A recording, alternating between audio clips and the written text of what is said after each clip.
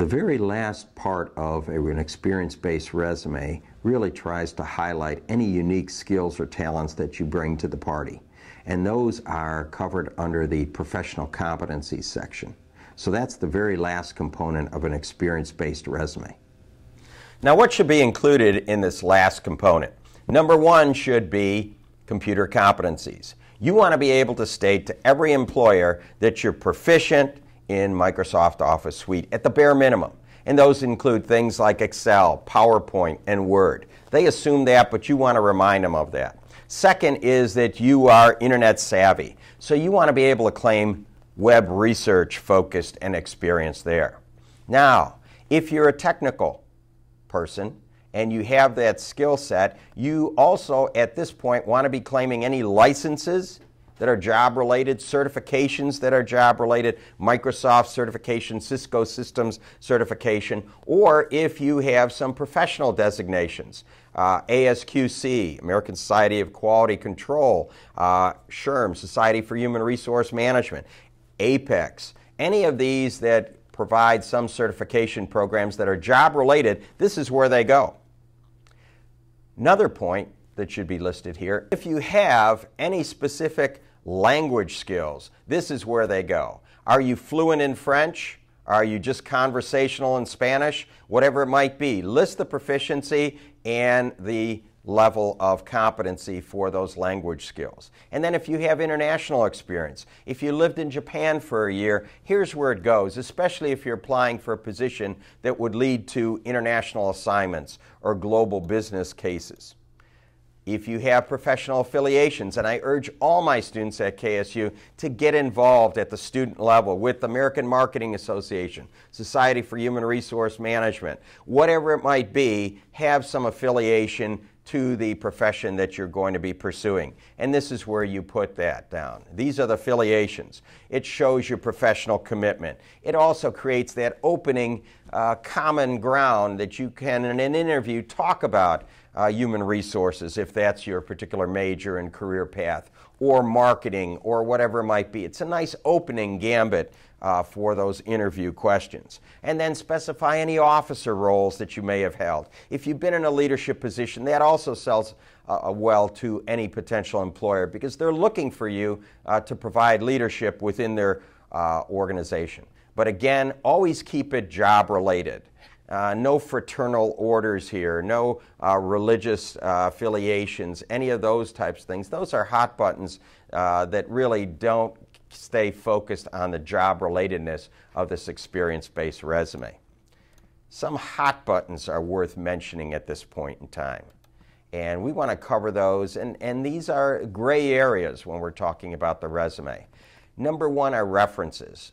Across the board, I say omit references. If you get to the next stage in the process, they will ask you for references, and they will also be checking your references as they try to verify you are who you say you are.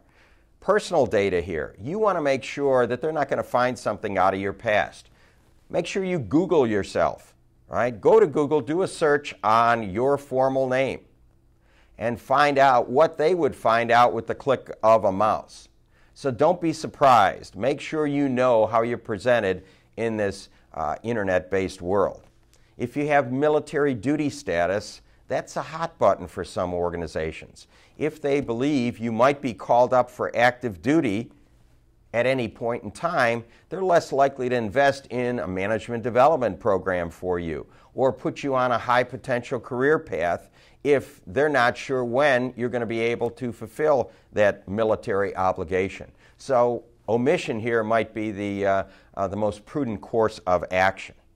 Now, if you're a member of a protected class, you might want to subtly communicate to that employer, especially if you know that employer has had problems meeting their affirmative action goals and guidelines in the past, that you are a member of that class. Just a subtle point, but it could give you that edge when there's a stack of resumes, and how do we pick out the winners that are going to be the best fit with our organization's needs.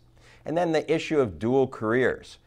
When we're looking at the preponderance of people having a spouse that's employed in an area, you really don't want to be communicating that you might be tied down to one area geographically.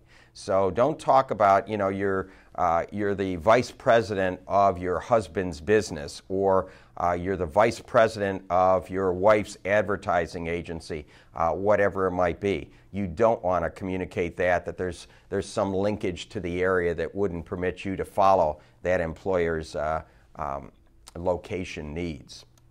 Now, big points here. When we span out to the 50,000-foot level, what's very important in the overall presentation of that resume? You want to take the time to edit and spell check and make sure that that resume is as perfect as you can make it, because all of those are reflection on you as an individual. So run it through spell check, run it through grammar check. All of those routine ways of tuning up a resume should be pursued.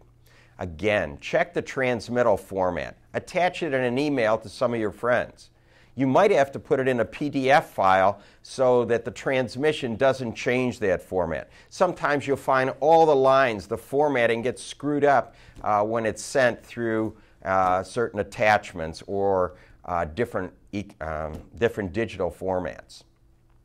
And last, keep your resume up to date. You want to have a resume on the shelf there that's going to permit you to get to that next step in the selection process. And that's the big goal we have here, to get that job interview. A great resume is going to put you to the top of the pile, the head of the line, and make you the most visible candidate for that opportunity.